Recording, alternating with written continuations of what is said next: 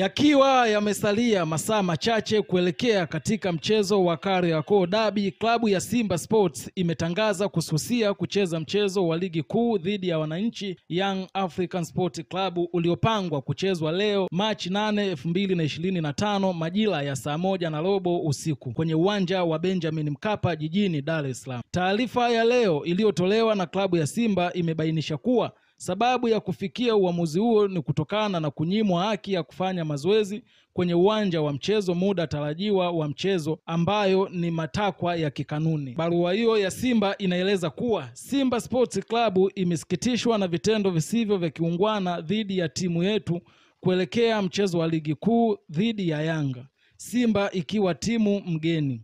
Kwa mujibu wa kanuni ya 17 kipengele cha 45 ya kanuni ya ligi kuu bara, timu mgeni ina haki ya kufanya mazoezi kwenye uwanja wa mechi angalau mara moja kabla ya siku ya mechi katika muda tarajiwa wa mchezo husika. Kwa makusudi, Simba imenyimwa haki hiyo licha ya kufika uwanjani katika muda husika. Katika sintofahamu hiyo, Simba iliarifiwa na meneja wa uwanja kuwa hana maelezo ya kuruhusu mazoezi kufanyika bila maelekezo ya kamishna wa mchezo. Pamoja na kamishna wa mchezo husika kufika, mabaunsa wa klabu ya Yanga walivamia msafara wa Simba huku wakiendelea na vurugu na kuzuia msafara wa Simba kuingia uwanjani kufanya mazoezi. Jitihada za Simba kupata ufumbuzi wa changamoto hiyo hazikuzaa matunda kwa zaidi ya masaa mawili kabla ya Simba kuondoka eneo la nje ya uwanja wa Benjamin Mkapa kwa sababu za kiusalama ambazo zimerekodiwa kwa ajili ya ushahidi.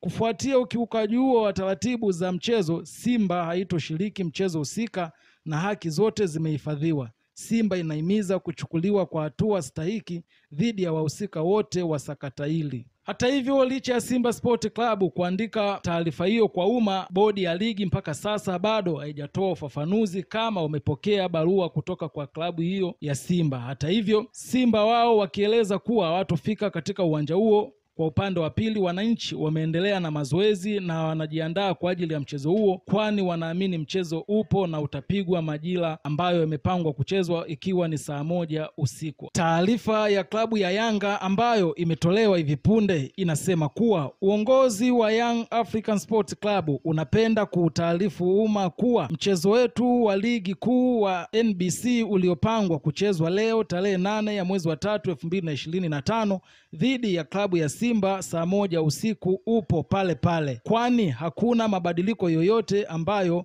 yametokea. Young African Sport Club kama mwenyeji wa mchezo tunaamini taratibu zote za mchezo kama inavyoelekezwa kwenye kanuni za ligi kuu ya NBC ziko sawa na maandalizi yote yako tayari. Uongozi wa Yanga utapeleka timu uwanja wa Benjamin Mkapa kama inavyoelezwa kwenye kanuni, na hatutakuwa tayari kucheza mchezo huu siku nyingine tofauti na leo. Tunawaalika uwanjani wanachama, mashabiki, wapenzi wa klabu yetu na wadau wengine waliosafiri kutoka mikoa tofauti, nchi za jirani na sehemu mbalimbali duniani kote kuja kushuhudia mchezo huu mkubwa barani Afrika. Hata hivyo, hii siyo mara ya kwanza kwa timu hizi kutishia kutokucheza mchezo wa Kariakoo Derby, kwani inakumbukwa tarehe 8 ya Oktoba mwaka 2021 timu hizi hazikucheza mchezo kufuatia mabadiliko ya muda mfupi kabla ya kupigwa kwa mchezo huo.